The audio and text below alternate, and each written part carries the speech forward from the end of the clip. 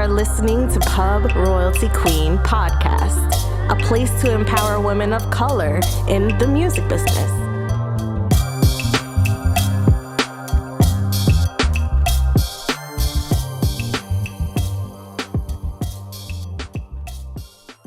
Welcome to Pub Royalty Queen Podcast. This is your host, Janisha Jones, back with another special guest. Today we have Dominique Higdon. Dominique is a hip-hop programming specialist and music director for Pandora, now Sirius XM. I've had the pleasure recently connecting with Dominique as we're both advocates for women of color in the music industry. She just exudes big boss energy, so I knew I had to have her on the show. So without further ado, welcome Dominique to Pub Royalty Queen Podcast. How you feeling, girl? I'm feeling great. Thank you for the big boss intro. I love it here. Of course, girl. Yeah, you know how we do over here. We got to give our props where they're due. So let's just go ahead and dive right in. Tell us about your journey through the music industry and what roles led you to becoming a creative director for programming in Pandora. Okay, so when I was younger, it's really funny. So like how do I say this? Not a godfather, but like my godfather's brother was Donnie Simpson. I don't know if you know him. Yes. I used to always like Donnie. My mom was friends with his wife, and my mom was also friends with Russ Pryor. I don't know if you're familiar with him. He was also on radio as well. Okay. So Russ and Donnie they were like at competitor stations, and they would always have events. And like I would always like, I remember one time Russ called my mom and was like, "Oh, Chris Brown is coming to the station." And my mom gave surprise, "You're going to the doctors." But girl, I was going to see Chris Brown. And I used to think it was so like going to visit both of them at the radio stations. I was like, "Oh, I really want to do something in like the music industry." I was like 10 at the time. My mom was like, "I think your mind will change." Cool. So fast forward, I went to college. I was like, "Oh, I really wanted to." When I was in high school, I used to volunteer a lot, and I used to volunteer at the Howard Dental Clinic. And I was like, "Oh, girl, I want to be a dentist." Oh, girl, no. My freshman year, I took a chemistry. I took like advanced chemistry, bio, a bunch of like the prerequisites for dental. I said, let me drop this class before I fail this class. So then my mom was like, "Okay, well, Dominique, what's something that you're really passionate about?" I was like, I really love music, and I really enjoy like when Russ would be like, "Come to my job," you know, whatever. Or Donnie would be like, "Come to the radio station and visit." I get to interact with the label reps, and I get to interact with the artists. I was like, cool. So I was like, I'm gonna try it. So my mom was like, cool. She was like, "I think you're passionate about it." Cool. So I started my own radio show. I went to High Point University, so I had my own radio show for like the first year, and it did really well. And then one of my college advisors, she was like, "I think you should, we have J. Cole coming. This is my sophomore year." She was like, "I think you should help with the logistics of planning the event." I was like, "Okay, cool." And I was like, "This is super dope." So when I was at the event, I had met a label rep, and she was like, "You're really good with working with artists, blah, blah, blah." She was like, "What are you into?" I was like, "Well, right now, like I'm into radio." So she was like, "I think you should intern at 102 Jams in Greensboro." I was like, "Okay, cool." So I submitted my resume. The guy was like, Horace Rainey. He was like, he's one of my mentors now. So funny. He was like, I submitted my resume. I called. I was like, "Hey, just following back up. Like when you're in the music industry, you have to super stalk people." So I was like, "Hey, get my resume." He was like, "Unfortunately, like we don't have any time slots filled." Girl, I'm from DC. Like we said before, I'm a city girl. We hustle. I marched up there. I got a box of Krispy Kreme donuts. I was like, "Horace, I'm really passionate." The lady in the front desk, I forgot what her name was. Oh my gosh. But she was like, "Who are you here for?" I was like, "Horace Rainey." She was like, "Does he know you're here?" I was like, "No." So she still called him up. He was like, "Are you Dominique that just called?" I was like, "Yes, I really want this internship. I'm really passionate, blah, blah, blah." He was like, "Hold on. I couldn't tell your accent over the phone. Where are you from?" I was like, "I'm from DC." He was like, "Oh, bet I'm from DC too." He was like, "Since you showed initiative, you stalked me, you emailed me 10 times. That cool. I got the internship." So I was interning and that just shows you too, when you're persistent and like you set yourself apart from different people, you can put yourself in different situations. And I always believe never take no for an answer. So like, that's what I try to like, when I like mentor or do different things, I tell people like never take no for an answer. So then fast forward, I ended up interning at 102 Jams from my sophomore to my senior year, which was super dope. But I gained so much of experience because I got the promotional side of radio and the programming side. And so when I was in radio, I helped break records like, I'm so old. We broke artists like K Camp. We broke artists like Ray Shremmer, Black Beetle. You remember the Ray Shremmer song? "I don't got no type." That was the first record, No Type. And so then I also work with different labels on the side doing street team. So I would always, rest in peace, be with Dolph, like when they would do stuff and different stuff like that. So like also too, like street team is a different avenue too for like young people that want to be in like the college field street team is dope. But it was dope because they believed in me. And by the time my sophomore year, they had this big concert called Super Jam. So I helped put together the concert. I came up with the theme and I did the contracts. I did all this by 1920. So Wow. the concert was in June. And I was like, well, why don't we make the theme Christmas in June? And everybody in the meeting was like, that's really dumb. I said, no, it's really smart. This is what we're going to do. I'm going to be Mrs. Claus because I came up with the idea. So we're going to go to like a store. I remember they let me do the whole thing. We had like a whole setup on the stage. It was like like the little Christmas theme. It looked real low budget and janky. It wasn't low budget, but it was still a little like, like when you take pictures with Santa Claus at the mall, it looked like that on the stage. And it was super dope because that was the first time I ever was involved playing a concert. And at that concert, I booked a Rick Ross. I booked YG, and that's when we helped break YG when he had the song My Hitter. So I was a part of that. So it was Rick Ross, it was YG, it was, I want to say Future was there, but that's when it was Future Karate Chops Future. Like that's when it was like Dirty Sprite Future. Rich Homie Quan, when he had hit him with the flex. So it was a bunch of artists like that. And so for me, it was innovative because I was able to test my creative. So like how we have influencers now, like what I did, the theme I came up with, I was like, so we had like the Ice J Fish and Lil Terrio. I don't know if you remember them. That like was a whole thing. So like what we would do is I would have my radio personalities come out and introduce the introducers. So it would be like a radio personality would come out, then Lil Terrio would come out. And then they would introduce like Rick Ross and 2 Chainz and YG and all the people we had. So that was dope. I did that by the time I was 20, which was cool. I did the contracts and stuff. And that's why I tell people too, having internships are very pivotal because you never know, like if you work hard, like I was the type of worker, like I only had to work 3 days a week, but I was damn near in my internship 5-6 days a week. So all my friends were like, this is crazy. You only have a quota of 20 weeks.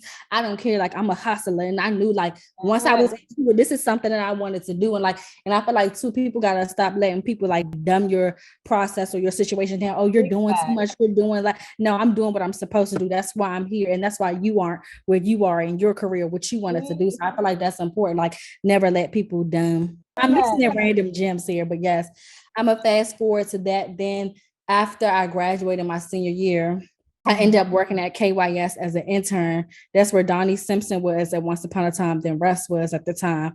So I became an intern there. So that's a top 10 market in DC. But as an intern, like I really stood out. Like I was going to the mall, getting drops. Like that's when radio was pivotal and artists cared to go to radio. But I was getting drops. And for me, like I didn't know a lot of the record reps at the time. So like I would do my research. Like, so if I knew a Def Jam rep was coming, I was like, okay, they got this artist coming. They got this new artist. I would be like, hey, I listened to this album. I know this is what y'all want to go with, but I think this is a dope record. And that's so crazy now because like all those reps when I was an intern, they're like my mentors, my big brothers, my sisters, my best friends, and they vouch heavy for me in the industry, and anything I need their artists to do or vice versa. It's a rapport and a relationship. So I started off as an intern. And then I became a programming assistant for KYS. And then I became like the APD at KYS. And then what is that? What is the APD? Assistant program director. So like I would basically assist, like it was a program director, assistant program director, whatever. So I was helping to do that at the top 10 market. And it was a rough because it was like one program director would leave, I would be in charge. And for me, it was hectic because I'm 24 in the top 10 market. Everybody in my staff is over 30. So they looking at me like, oh, they're thinking they're going to punk me, but I have to put this down. It's not giving punk me right here. But I appreciate that. I had to go through a lot of trials and tribulations I learned how to be a leader, like, because I was in charge of like 25 people, like on their talents and DJs. And we all know like it's shaky. Everybody has a different personality. Some people can give bipolar. Some people can give pleasant. Some people can give lazy. So having to balance all that out at a young age with a lot of pressure, a lot. And then fast forward, then before the pandemic, I was like the APD of still KYS. And then I was like also the program assistant for both the VPs of all of Radio One. So like I was helping to like during the pandemic, I was helping like in 2020, at the beginning of 2020, I was helping both the VPs of Radio One. I was helping with national campaigns. I was helping to book major interviews like Kelly Rowland's for all the markets. And then me and one of the VPs, we came up with the virtual mixer meetings. So like, for example, like, oh, it's the artist Money Man. Boom, we're going to get him on all the major DJs for every market. Shout out to Money Man Empire in the building. Yes, I had to plug y'all right quick. So we would do stuff like that. And then I did dope stuff during the pandemic, like the IG lives were going crazy. Then we were going crazy. And then Sweetie that's when she had the record Tap, Tap, Tap. And I did Tap In with Sweetie, and I've got a bunch of college girls and young people, and I got them to come on Zoom with Sweetie, and she gave them gems about because Sweetie's very dope with content branding. She's very good with empowering women, and she's also a college graduate, and she balanced to doing all that. So for me, it was important for me to create some content, to create not just content, but I'm very much of a girl's girl. So if it could be a moment where girls can elevate each other, whether it be a big artist or local or an influencer, I'm very heavy on that. I mean, this is why we had you on the show to begin with. Girl, then I got the job at Pandora, so like I'm a hip hop programming specialist, and I'm using for Pandora just the app. Like I help head all the programming for the hip hop department for Pandora in general. And then I'm the music director for Pandora now, SiriusXM. So SiriusXM acquired us. So we have a rhythmic station, hip hop, pop, and R&B. So I'm the music director for that station as well.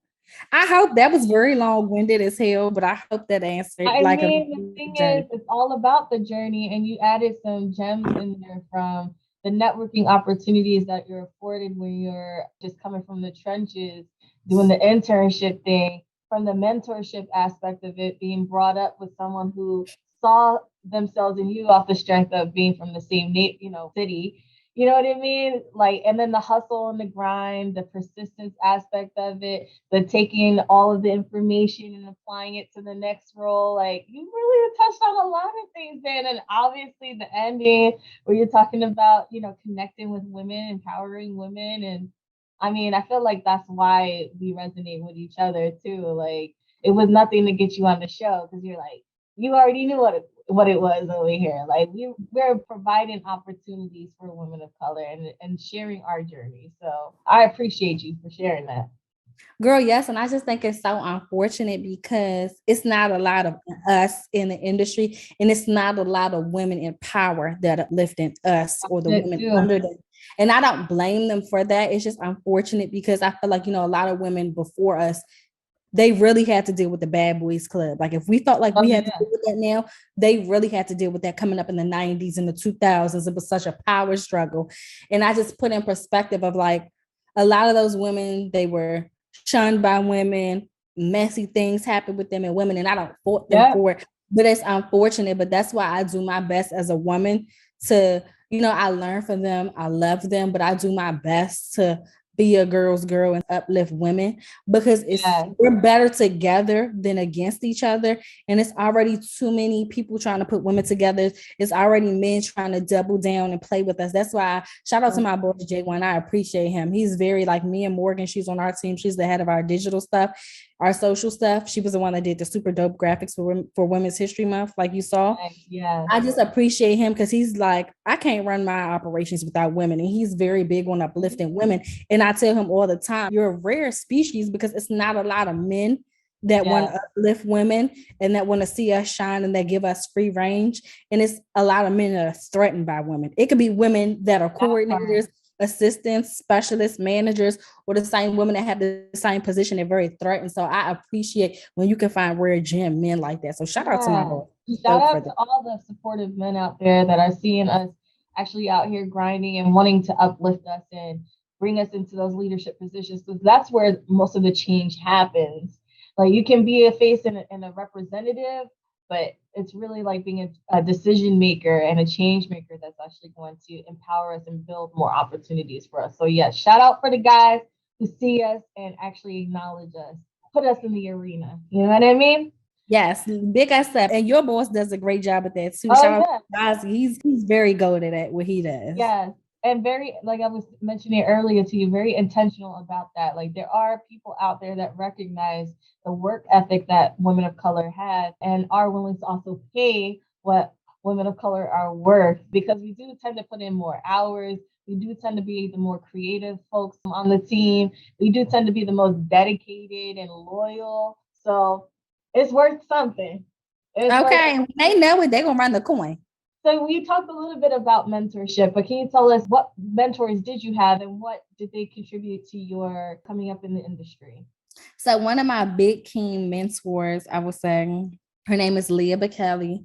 I met her when she was like a national in Epic, and she's a VP at Warner. But when I met her, she was just so dope and she was just so goated. Like she took me under her wings. She was like, I would tell her like when we first met, like I came genuine to her. Like I was like, I DM'd her. I was like, hey, it was so nice. We followed each other on Instagram when we met. I was like, hey, so awesome to meet you. Like I would like to get on the phone. I would like to pick your brain. And what I tell people every time, like when you meet people, like if it's like record reps, you meet, you're working at your job, or you see people on panelists, always come genuine, because like never ask, I need something from you, I need this, that, the third. Like when I met her, I'm like, boom, I'll pay for lunch. I know you got the corporate card or whatever, I'll pay for lunch. It doesn't matter. Like I always come off genuine, because I never think, and it's too many people in this industry that like to use you for your title and what you are, and never genuine. So I always like to come off genuine. That's why I tell people always be genuine, because it's a lot of, what is that word? Ungenuine, whatever.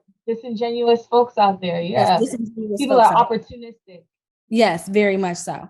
So she was very dope. She was like, okay, one day she was like, come to New York. No, she said, come to Philly. I need you to help me run a concert. She was like, you really want to do it? She said, I'm gonna put you on a fire. So it was crazy. It was Powerhouse in Philly. It was like 2017. She was like, I'm booked. I'm by myself. I can't do it by myself. She said, so I'm trusting you. You're going to be in charge of Travis Scott. I'm like, girl, what? I'm like, at this point, I'm just becoming a programming assistant. She was like, you can be in charge of Travis Scott, making sure he's good, his ride is good, and making sure he gets to the stage. And you're gonna help me run with French Montana, and you're gonna help me with Rick Ross, and you're gonna help me with Yo Gotti. I'm like, whoo! I'm driving from DC to Philly, like, whoo, this is gonna be a journey. You want to slay it. And it ended up being super dope, because I had already had experience from radio working with artists, but I appreciate her putting me in situations like that and throwing me into the fire, because she was like, I wouldn't put you in a situation like that unless I knew you were ready for it. Yeah. So I appreciate things like that.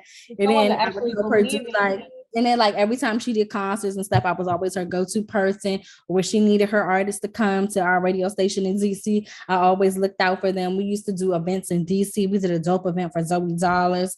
Ciroc sponsored an event for him. We done it with French. We done it with a bunch of people. So that was dope. So she was one of them. And then another dope female was Kashawn Powell. She was my boss.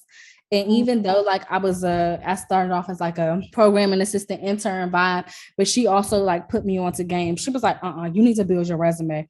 So she was like, what events do you want to do? So I was putting together just events. Like I would put tastemaker events together, invite the major club promoters, reps, everything. Like I did one with Georgia Smith. We did one with Ty Dolla $ign. I would do meet and greets like that. I did a dope event with Meek. So it was just stuff like that. And then she had me, we did Urban One Honors, which was on TV. She was like, I'm going to get you a TV credit. Got me a TV credit. I appreciate her so much, because she gave me tough love, but it was tough love that set the tone for me. Even my boss before her, Nikki House, she didn't let her foot off my damn neck. But guess what? That's why I can handle Joe, Bob, Sam in the office, or whoever the case is, because sometimes like in this industry, you can't be sensitive.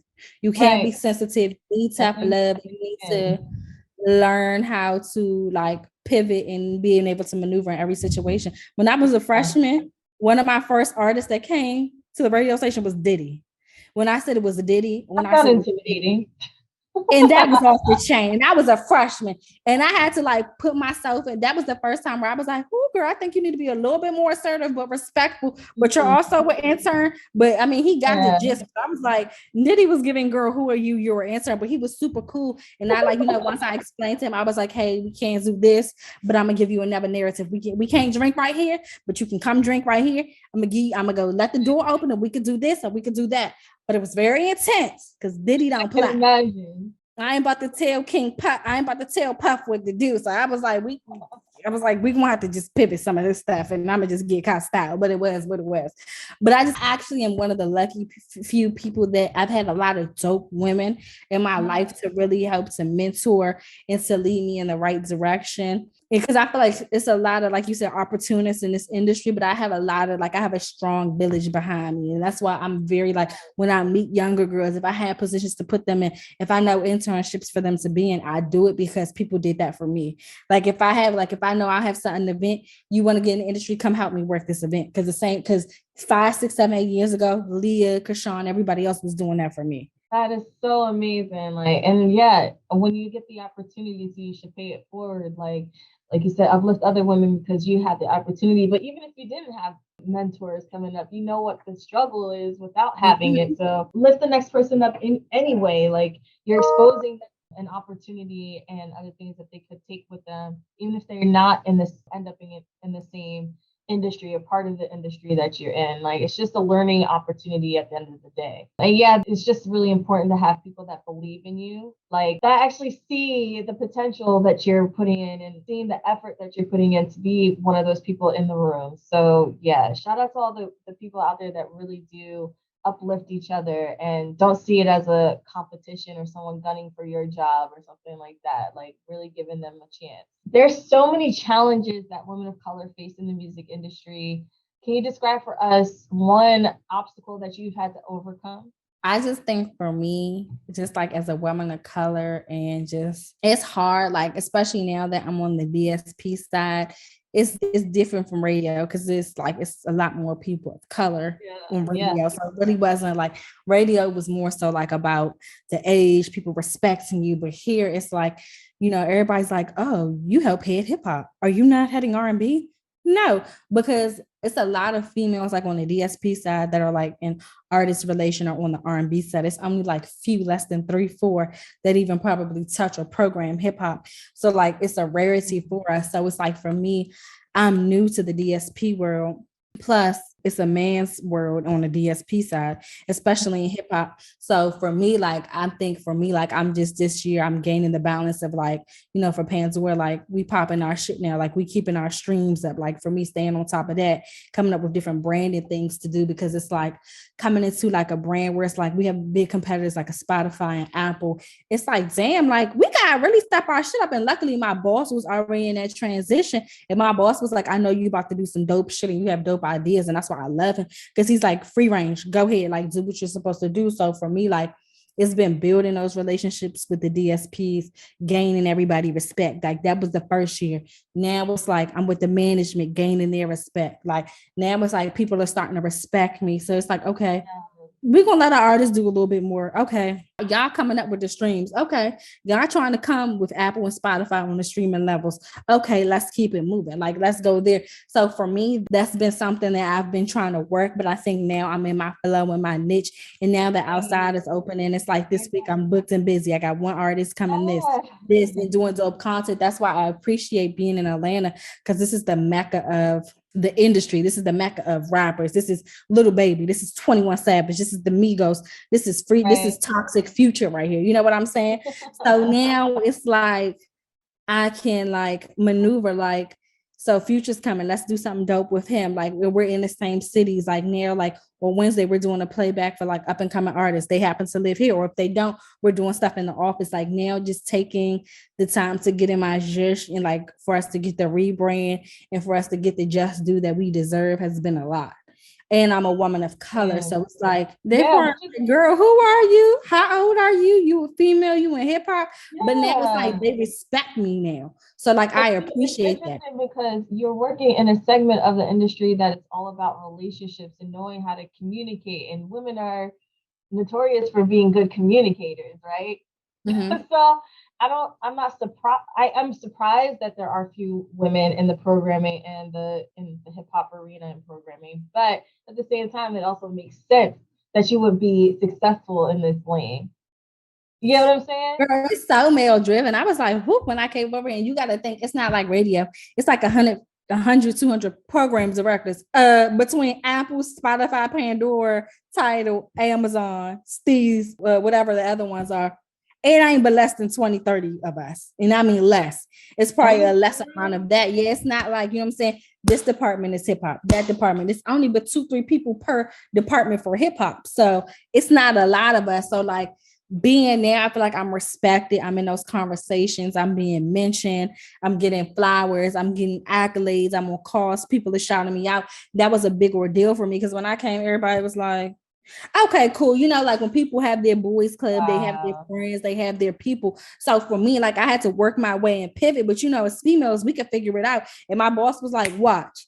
By like month 5, 6 in the job, everybody was like, bet. Had them all falling in line. I But love that. yeah, I understand what you're saying. Like when you want something, you go and get it. It seems like to me, like you're just one of those people that's go getter, very outgoing, very personable. So that lends itself to people wanting to build relationships with you and want to be on your team. You get what I'm saying? So, And I'm just getting started. So wait till we shall see. This hey, is like, I feel like I'm just cracking like my peak. Like I'm really about to turn up this year, next year. So yeah, we'll see what, God's plan. That's what I tell people, it's God's all plan day. in God's time. It's not a race. It's a marathon. Like in the words of the late great Yeah, Nipsey Hussle, like you can't rush your process in this music industry. You can't think I'm gonna start off as an intern and be a VP next month. Not for a right. female, maybe for a male that'll trickle down. But for us, like we got to work 10 times as harder. We got to outwork. Right. We got to stay late. We got to get there early. We got to be organized. We got to be the person when it falls, we pick them back up. We got to be the alley oop. We got to Yeah. be the mouthpiece at the dinners. So it's like, it's a Gotta process. And do I all just, the things. It's very stressful. That's another part of this. The reason why I even started this platform is because I feel like it's a bit unfair that our constituents can show up as is and get things that they think they deserve. Meanwhile, we got to go above and beyond at every angle to even get a little bit of an acknowledgement. I'm trying to change that narrative so that people will recognize us like, yeah, okay, I offer a completely different perspective. I offer so much more knowledge and skills off the strength of I had to prove myself all day, every day from the minute I was born. So it just translates into our professional. girl, it's what we wear. If we show too much, Yeah, she's inside. If cool. we at an event and she's tipsy, Side. she's drunk, she's wasted, but it can be a man next to us. He's blitzed, about to pass out, but okay, cool. He's just drunk. Right, But the girls are tipsy. Oh, did you see so much? She was very drunk, girl. It's like, right, okay, who cares? right. Yeah, so this is part of like changing that narrative, trying to get people to understand, like, yeah, see the humanism in us too. Like we don't have to carry the burden of all Black people walking into the room. Just see me for who I am and what I bring to the table, and let that be that. What would you say was your "Mama, I made it" moment? The moment that you realized you were on the right track, and what characteristics do you attribute to having reached that point? My mama, I made it. I don't know, girl, because I'm just like, girl, I'm just getting started. So I don't know if it's mama, I made it, but I guess compared to some people in the industry that they haven't done some of the stuff I've done, I guess it's mama, I made it. Because I still feel like I got a long ways to go, girl. But one of the mama I made it moments was seeing my name in the TV credit after helping put together and orchestrate an award show for TV One. Definitely, mama, I made it. When I Yeah. DC chapter for the Grammys for the Recording Academy, like Megan Thee Stallion said, I'm the ish per the Recording Academy. It was the mama, I made it. Yeah. I'm trying to think what else. I just think for me, like it's not a mama I made it moment, but like when I'm at dinners with VPs, SVPs, like heads, presidents of departments, and they're like, you know what, Dominique, you're doing such a good job. Or like it's the little things, it's the thank yous, it's the little like, shout out to Dom, she did this, so and so's record went crazy. Thank you for the looks. That like for me, it's the little things for me. Not I guess it's not a mama I made it, but for me it is because I take pride in the little things and I'm always thankful when people are thankful because I came from, it was times in my career when I was really busting my ass and people didn't care. I was working late. I was working 12-hour shifts. I was stressed. My anxiety was at an all-time high and people never told me, thank you. I appreciate the work. So like when I get those little things, those are mama, I hadn't made it moments for me because I appreciate the little things. I'm that type of person. It doesn't have to be nothing extravagant or grandiose or, oh, I did this. Let me pop my shit. Because a lot of people have done that and more, but it's just the thank yous and the gems and the flowers. Like that's why again I'll shout my boss out all the time. He'll text me once a week like, we're killing it, you're killing it, thank you, you got us looking like this. I appreciate stuff like that because times when I was in the trenches and nobody cared and they were like, work harder. So like for me, like Right. that's mama I made it moments for me. And like sitting at tables and people like SVPs, VPs are like, oh, you're doing that shit. So I appreciate stuff like that. I love that. It's kind of like a twofold thing. And on one hand, you're putting in the work. And so, yes, you want to get credit for the work that you're putting in. And I feel like a lot of times women of color are kind of like the low end of the totem pole when it comes to that. Like we are the last people to be acknowledged for, and we might put in an insane amount of work that everyone else does see happening. But, it's our white constituent or the white guy in the room that gets all the credit for it. And it's up to us to really like stand in our power and own it and actually say, hey, you know what? I deserve a little recognition over here. I deserve a little acknowledgement. I deserve a little increase in my paycheck or a little bonus at the end of the year. Like it's incumbent upon us to really advocate for ourselves. And then on the other hand, there is a like stability factor in being humble about what it is that you've accomplished at the same time. Like, yes, you had a credit and that's a wonderful thing, but it's supposed to motivate you to do more of that, right? It's supposed to motivate you to get more credits on projects. It's supposed to motivate you to make even more important connections with people. So yes, I understand, but I like on this podcast for us to really sit and take the recognition because we don't get it enough. Girl, You know what I mean? We yes, gonna say it and we gonna do the snaps and we gonna do all the things because yes. deserve it. And we're special. Like, frankly, I believe that I call it the special sauce. Like, there's just something Yes, innate definitely to us. special sauce. You know what I mean? There's just something unique about us, and everything that we do, it turns to gold. So, especially in the corporate world. So, I'm not surprised that we, outshine and make people a little jealous and envious of it at the same time. So, anyway, yes, girl, congratulations, and I'm just like elated to hear more about your accomplishments and what you're going to pursue in the future. That's gonna be we're both gonna be up there shining. Girl, we're gonna see that with today and marks the same day next year. We're gonna all be shining on different That's a levels, fact. different highs. Now outside is open. We can already like or us women, we could do brunches, maybe do one in LA, do one in Yes, Atlanta.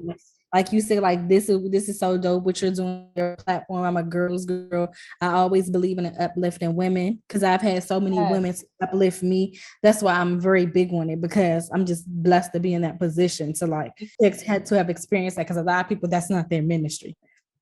You know what? I love the fact that you told us that you focus on that. Like you focus on building the relationships with women. There's so many of us that are just so like, I don't deal with women. I have mostly guy friends. And it's like, huh? Like that always confuses me. Like, huh? They don't share the same experience that you share. You do get that, right? Mhm. You understand that maybe they have you around for a different reason.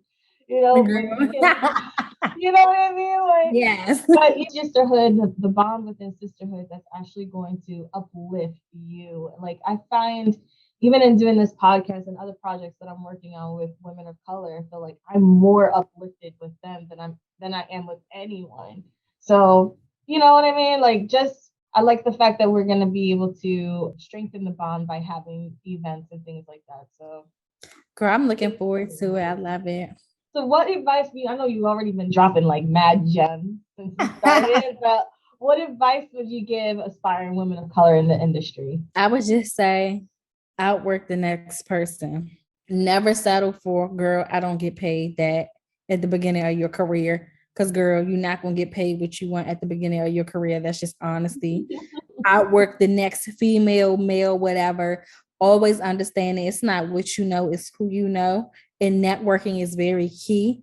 And for me, I was raised like this. I don't care if you're an intern, coordinator, VP, SVP, CEO. Always make sure if you're walking in the room, speak to the person at the front desk, speak to the secretary, speak to the intern, because you don't know in 5-6 years that person can get you a job. So always be personable and always be kind. It costs nothing in life to say hello and to speak, to be pleasant. Like it's free to do that. So always do that. Like your reputation from when you first enter the door from the industry till now always supersede you. Rather, if you start off rude at the beginning, people are always going to look that way. Always be that person. I think too, like networking again, I always stress networking is very key in this industry because you can get a lot of job opportunities just off the strength of who you know, being pleasant and being locked in and tapped in with people. It could be jobs that they make up just for you because they know you bomb and you can come kill it. Yes. And just too being a pleasant person again and just working hard and just not letting the he say, she say, naysayers, oh, you're doing too much. Nope. And I'm going to continue to do too much because that's why when I do too much in 5 years, I'm here and you still lackluster back there 5 years from now. So never let people like try to demean you or say, oh, you working too hard. They not even paying you. You an intern. Guess what? Because that intern that's getting in 30 minutes before, an hour early, and staying an hour late and working extra jobs and shifts and volunteering is going to be that intern they hire. So understand that. So I'm just very big on like working hard and just being a genuine good person. Like it don't cost. I'm not saying you got to be best friend and super, super buddy, but just be pleasant. Just be cool. Don't be messy. Don't get in people's business. Don't be the person, oh, so-and-so's doing this. Don't be a naysayer or messy person. Just be a good person and work hard and keep it moving and just show your worth. Because when people know that, like in this industry, it's about loyalty. If people know that you're loyal, it'll take you a long way. People be like, oh, she's loyal. If I move here, if I go to this label, if I go to this DSP, if I go to that person, I'm going to take her. Loyalty is everything to people in this industry. I co-sign that. I like the loyalty aspect, but also, I mean, be loyal to yourself first, because at the end of the day, companies can replace you. You're not irreplaceable. No one is. True all the time. So yeah, be loyal to yourself as well. Like if you know you're deserving more than what you're getting, or you're being put in a box, or you're stagnated and you want to continue to grow, but you're not getting the opportunity to. I mean, you probably paid your dues enough. Trust your gut. Yeah, no, that's what I'm saying. Once you done paying your dues, you're gonna run me my check. But when you paying your dues, you gotta pay your dues. That's for everybody. You're gonna pay your dues, but once you pass the pay your due, run me my coin. Get information, because I'll go somewhere. Exactly. Don't let nobody take advantage of you. You probably at all. You know what I mean? Like, yeah, you don't go from 0 to 100. You know what I mean? But if you've paid your dues, you put in the work, you put in the time, you know what you're doing, you have the skills, you have the knowledge, you have the connections, then I think it's fair to say that you deserve to be where you need to be. Right. And your coin. If they're not offering you what you deserve. Period. And that's on period. Period. All right. So if there are so many misconceptions about women of color in this industry, what can you name a couple, maybe something that you've experienced? I just hate when people feel like women of color are feisty or unpleasant or aggressive or assertive, or they can tend to be bullies. Granted, that's some women, but that's not all women. So I really wish people would stop, like, you know what I mean? Everybody's like, oh, wow, you're really nice. Even when you're handling a situation, you break it down. You're very pleasant. You're not aggressive. You're not wild. You're not cussing. I'm like, because at the end of the day, everybody's a human being. We make mistakes. I'm patient until the point where I know you're being ignorant and rude. That's when you have to slightly politically slay and piece someone together. But you can't be like, get the fuck out of here. Like, that's a horrible misconception, because at the end of the day, Black, like, we know how to carry ourselves, and we know how to, like, you know, when it's time to piece someone together, we can piece somebody together politically correct. We don't have to be obnoxious, wild, ghetto, or whatever people think. Like, we can piece you together quietly. Yes, I mean, there's a balance, I think. Yeah, you want to stick up for yourself, and you want to make sure your people aren't stepping all over you or taking advantage of you. And again, just goes back to like advocating for yourself. If you know what you're doing, then most of the time your work will speak for itself. But yeah, we don't get the luxury of just expressing ourselves in an aggressive way without any repercussions. So being very cognizant of your, emotional outbursts or feelings in general is just something to watch out for. So, but that's sad. I wish that we didn't have to like worry so much about that. Like how walking on eggshells, making sure that what I'm saying is going to be received the right way by Becky, or, that email, not going to be, you're not going to CC our boss or something because you're sensitive to the nature of Black women and how we express ourselves verbally. Like, come on, bro.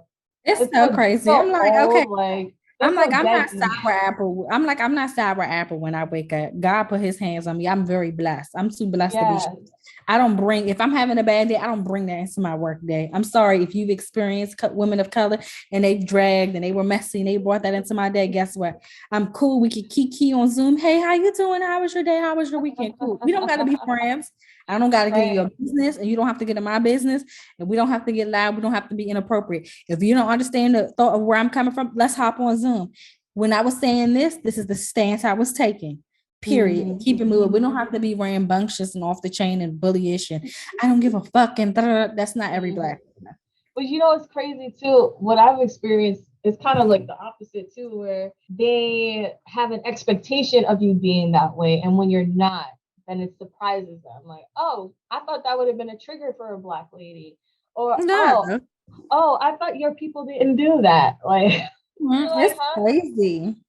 We speak to the whole and not just ourselves as individuals. And that's such a problematic thing. But to your point, I feel like there's a little bit of grace in being able to see like the complete opposite of what they expect, right?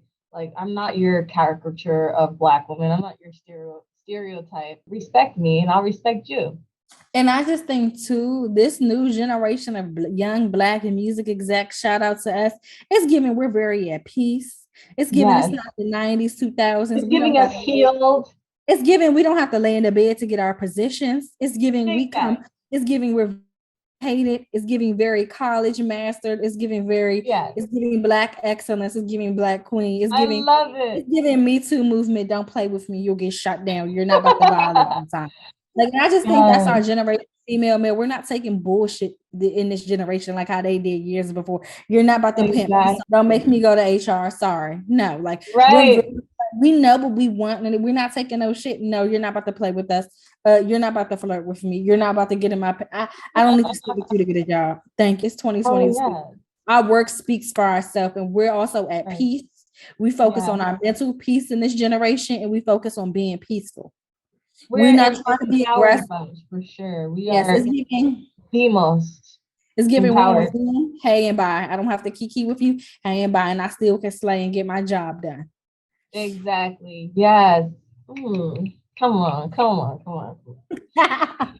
So, I mean, I didn't even need to say nothing about that because that was just on point. In what ways can women of color and which ways do you advocate for other women of color in the music industry? I just think like when opportunity presents itself, like if I know, like for example, I was like, oh, if I know my homegirl is looking for a job here, and I know someone else hired, hey, here's my homegirl's email, boom, boom, boom. I've done that multiple times. Or even just like my homegirl Morgan, she's new to me and J1's team, so she has all of our digital and blah blah blah. But her, I'm like, girl, come with me to this industry dinner so you can meet this person. Because guess what? When you sit at the table, it's like we went to a dinner with our rep from RCA before the Lotto concert. I'm like, girl, you want to get content with Lotto? Come right here. She got his number. She picked and played. Like I always tell her, like take her under my wing, like everybody else. If this is an event, we coming. We showing our face. We branded. We networking. Like you need to meet this person. Let's get on Zoom with this person. Let's strategize how we gonna make shit lit. Let's do this. Like you know what I'm saying? Yeah, Because yeah, we're better together than apart. So like me, alley oop, and my homegirl for a job, that's beneficial to all of us because we about to break bread and do dope shit. I'm on the DSP, you on the label side. Me and Morgan working together, the digital's going crazy. We coming up with dope content. That's gonna set us aside. We're all gonna look great. I think if women, especially if we stop trying to, oh, I'm this, I'm that, I'm over her, I'm this. If we actually take the time to sit down and really work together, we will be untouchable at this point. Like no boys club, no nothing. They couldn't touch us. We would be unfuckable with. I don't even know if that unfuck. I love it. Like they couldn't fuck with the ball. unfuckable, whatever. They couldn't fuck with us. Like, so the point is like, I just feel like, you know, when you're in a position to do something for other people, like interns, keep them like groom them. My interns, let's work on a project. What you think we could do? Like my last intern I had, she was working with me every day. Like, boom, let's get into this. It's no secrets. Certain stuff was sensitive, but the stuff that wasn't, let's keep it moving. Let's do this. Like, what's your thing? Because I'm 28. Like you're 19, 20. You're in a younger Gen Z demo. I'm not. Tell me some stuff. Tell me some artists that I think I think I'm on point, but you may put me on to someone else. So like I'm always open. For me, I'm always open to learn. I could take criticism. I'm not like a person, oh, she's hating on me when she's trying to tell me. No, sometimes you need to be corrected. Sometimes you need to be checked. Sometimes you need to be gathered. Like my homegirl Sweetness would gather me like, oh girl, you moving dumb as hell. You need to move like this. You need to do like this. And I just appreciate when I have real ass friends to tell me stuff because it's like, okay, girl, you're telling me this because you care about me. And guess what? When I start moving different, okay, I seen the results. Let's keep it moving. Let's go. Yes, for all of that. Yes, you need someone that's in your corner and that's also going to keep it real with you when you're messing up. Constructive criticism, empowering each other, uplifting each other, bringing each other into the room, saying each other's names where they might not exist, taking them under your wing, exposing them to things. Like, I think that's a huge aspect of it too. A lot of us, I mean, to be honest, a lot of us are intimidated and scared to be in these situations, especially if you're dealing with high profile people all the time. They might not feel comfortable to be in those rooms, but you got to be the one to say, hey, no, you deserve to be here too. Talk your shit. Here's what I know about you. You got to believe in that of yourself too. So honestly, yeah, I feel like we do a good job at making sure that the people around us are empowered and understand that it takes believing in yourself to be the one to make the change in your life, or be in the place that you desire to be or have dreamed to be. And we can be kind of like the facilitators of that, but it requires that you're taking the steps and you're the ones that, really tapping into what it is that you want out of your life. Girl, yeah. At the end of the day. All right. Well, what can we expect from you, Dominique, in the future? What are you working on at the moment that excites you? What can you expect from me? It's giving boss bitch. It's giving bad bitch. I don't know. Let me stop cussing. I love that song. Shout out to Lada. I think you can expect for me to continue to grow, for me to continue to uplift women, for me to make a staple in the name for myself, especially being like one of the only few female hip hop programmers on the DSP side. I'm only going to go stronger. Pandora's only going to go harder. So y'all better tap into Pandora. We're about to go crazy. Just like the branding, the live activations, like we know what we got to do. We got our foot on each other. We got our foot on our own necks. So like you can just expect me, but elevated each year, career-wise, growing, elevated promotions each year or quarterly, however my boss wants to do it. God's plan, like I said. Yes. I just think you can expect, I'm up for one, I'm going to always be me. I'm going to always be a girl's girl, and I'm going to always be genuine, and I'm going to always put on for the culture. I'm going to always put on for the females. I'm going to always put on for the hip hop female art MCs, especially because they don't get a lot of flack. I'm going to always put on for the male artists. I'm going to just always put on for our culture. I'm always for our people and by our people. That's why I'm very passionate about hip hop.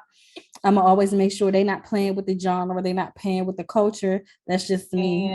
It's just going to be elevation each year. I love that. Yes. Kudos to you. And I'm so proud of you. I know we just met, but I just love to hear the journey, and I'm inspired by your story and what it is that you bring to the table and how you're empowering other women. Like, let's keep this going. Girl, thank you so much. I really appreciate it, because I'd be like, hey, the people, like when you reached out to me, I was like, girl, thank you so much, because I don't even think people even like, I'm like, how do people know who I am or even care? Because I'm just little Damo from DC, cool, doing what I have to do. Like, I don't really pop my shit. I'm very low key. I stay in the back. Like, if you know, you know. If you don't know, you don't know. So like, I just appreciate it. People are peaked to you, and hopefully this is bringing even more opportunities and blessings your way. So when people want to connect with you, when they want to reach out to you, how can they get in touch with you? You can follow me on Instagram at Fancy Damo, and you can like DM me, and I'm always like pretty quick on like responding. I'm always pretty quick to like link with people. I live in Atlanta, so I'm like, oh, let's pull up, let's go to brunch, let's go, whatever. They hookah. If you hookah, you hookah. I don't hookah, but I mean, whatever. So whatever they want to do. So like, that's how you can really get me Instagram. All right. Well, I totally appreciate you, and I'm just so grateful for having you on the show. Thank you for putting your time and giving us some gems and real energy out here. And congratulations again. Until next time. Thank you, Nana. I appreciate this. This was such a great conversation. Absolutely. It definitely was. Thank you so much. You're welcome. Remember, stay positive, inspired, and true to yourself. Go out there and kill it. Thank you for listening. We'll see you next time on Pub Royalty Queen Podcast.